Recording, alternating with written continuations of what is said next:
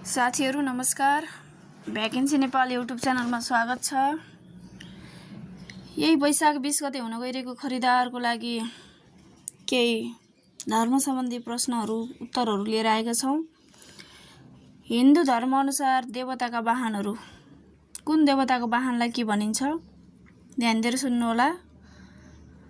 महादेव, महादेवको वाहनलाई साँडे, दुर्गा बाघ, लक्ष्मीको वाहन लाटोकोसेरो, विष्णु गरुड, इन्द्र हात्ती, राम बाँदर, यमुना कछुवा, भैरव कुकुर, शीतला गधा, मकर बरुडमा, यमराज राँगो, कुमार मयूर, वायु मृग, कामदेव माछा, पार्वती बिरालो, शनि गिद्ध, अग्नि बोको, गंगा गोही, गणेशको वाहनलाई मुसो भनिन्छ।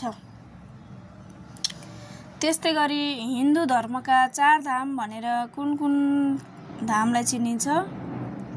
यसको सही आन्सर रहेको छ बद्रीनाथ, केदारनाथ, द्वारिका, रामेश्वरम। बद्रीनाथ, केदारनाथ, द्वारिका, रामेश्वरम। नेपालका 4 धाम, नेपालका 4 धाम भनेर मुक्तिनाथ क्षेत्र, रुरु क्षेत्र, देवघाट हरिहर क्षेत्र, बराहा क्षेत्रलाई चिनिन्छ। त्यस्तै गरी केही धार्मिक व्यक्तिका विशेषताहरू छन्।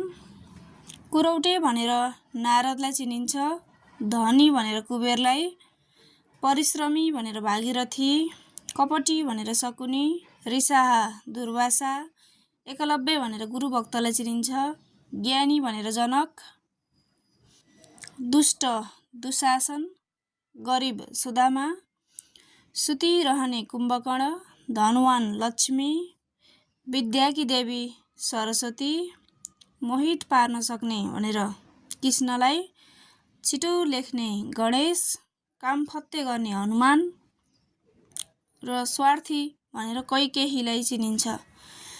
साथीहरू, यसरी सामान्य ज्ञानहरू, आइक्यूहरू राम्रोसँग अध्ययन गर्न सकियो भने, तयारीलाई उत्कृष्ट पार्न सकियो भने चाहिँ नाम निस्किने सम्भावना हुन्छ। थप यस्तै जानकारीमूलक भिडियोको लागि हाम्रो च्यानललाई लाइक, कमेन्ट र सब्स्क्राइब गर्न नभुल्नुहोला। धन्यवाद।